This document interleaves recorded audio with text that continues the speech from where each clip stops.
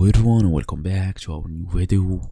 So let's say you open FaceApp like this, excited to try that cool new feature you saw online, only to find a little lock icon and the message prompting you to subscribe to FaceApp Pro. It's basically a bad issue, especially when you told the feature was free or when you are already a paying subscriber. So here's the truth.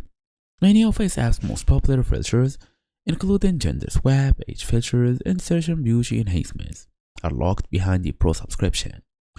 If you are seeing a lock icon, the feature is not available in the free version.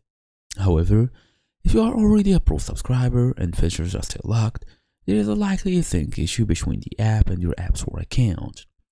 So, in today's small tutorial, we're gonna go ahead and look for the fix to features locked behind Paywall in FaceApp.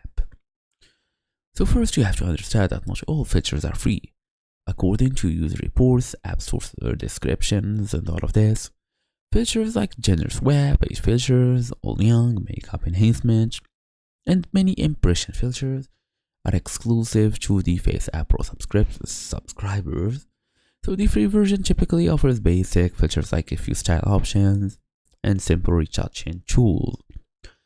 If you see a lock icon on a filter, that filter requires a Pro subscription, so verify your Pro subscription status. If you believe you have already paid for Pro but filters are still locked, your subscription might not be active. So you should go here and see if you already paid for it or no. If you are already subscribed, just tap on this one and tap on regain access. So that's your idea. Thank you for watching. I'll see you in the next video.